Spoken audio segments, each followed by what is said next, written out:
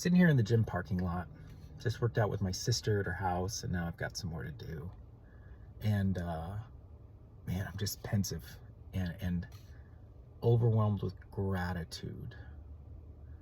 Gratitude for the people in my life now, the life that I have, and also for kindness that was expressed to me at very important moments in my life. Kindness matters. Let me explain. Middle school was torture for me, just torture. I was picked on. I didn't have any friends, like actual friends. I had siblings and things, but they weren't in my grade. Man,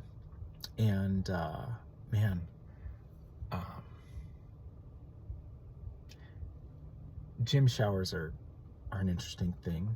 And I remember distinctly one time in the gym shower, I was just showering. All of a sudden I feel this warmth on my leg, and like someone was peeing on me. And then they were laughing, and then another person joined in. And then there were these two kids that were like big bullies, and they're these skater kids, and one of them grabbed my arm and like threw me around and like threw me on the ground like against the shower wall. And then those two started peeing on my head, and people were laughing. Not every kid did it, but they certainly didn't stand up for me. And then I was the last one there in the shower, and I just went and I cleaned myself up, got the soap, and just kept cleaning and cleaning. And everybody had left, and so I walked in to talk to my gym teacher, and I told him what happened, and he got mad at me, and he asked me what was wrong with me to make up such horrible things. Did I know that I could, really get somebody in trouble? And then I got my stuff and I walked out.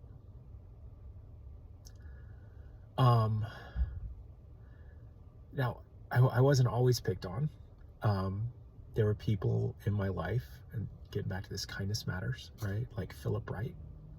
Philip Wright was that kid in school that if you were around him, no one ever picked on you. He didn't let it happen. And he's just this huge guy with a big heart. He's big and strong, and no one, he was kind. So kindness matters. So, but Philip wasn't always around, and we weren't really friends. Like, we're friends now.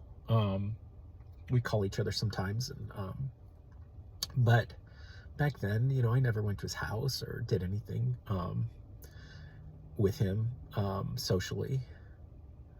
But I remember after that shower incident, I contemplated killing myself very, very seriously. And there was so much pain.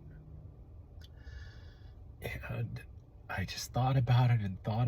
And of course I hid it from my family. And I made the decision the next morning that let's see if someone says hi to me.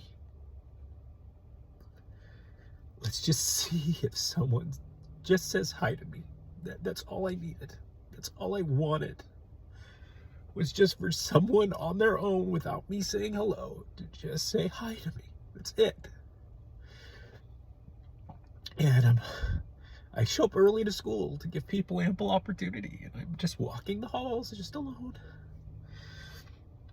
And then this girl, Haley Arnaz, she just stopped me, and she just said, hi.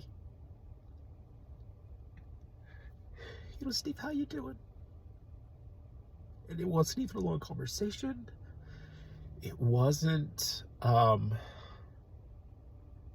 you wouldn't think it was a big deal.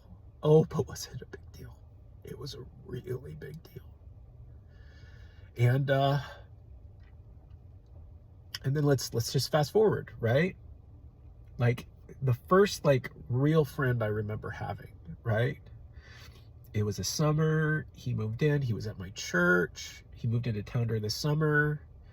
Um, he asked me over to his house. We both liked video games. He even had like this job with Nintendo to where he would test video games. That was like the best thing ever. He loved comic books. We just liked all the same things. We had so much fun. That was an amazing summer, and I had a friend.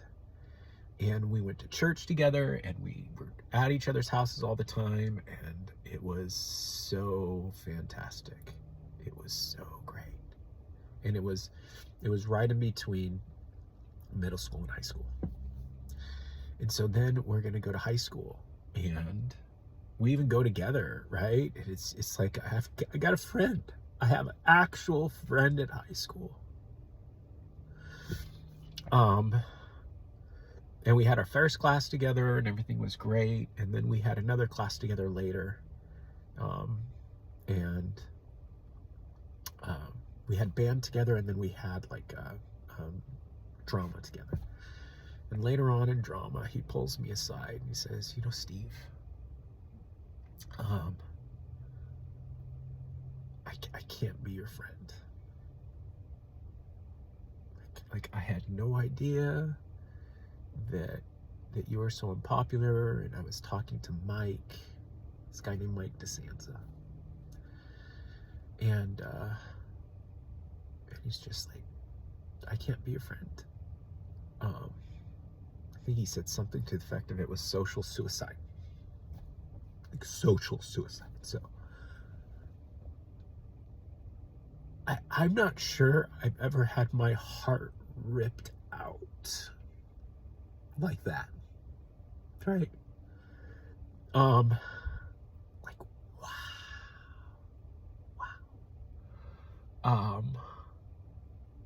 wow, was that hard? And you just bury it and you go on. You know, the next period, I sit down in Spanish class, and I've got like my head buried, just buried. First day of school, I was so happy to be there, right? I thought my life was over. And then I just hear, "Hey, Steve, guess who sat right behind me in Spanish class?"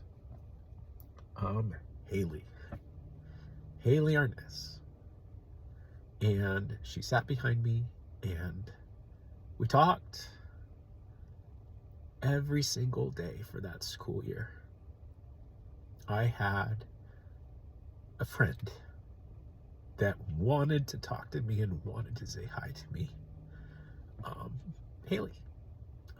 Now, this isn't something to where I romantically love her or you know, anything else like that. I mean, this is not like, it's nothing like that. This is me being grateful for kindness. She was popular. She was the cheerleader.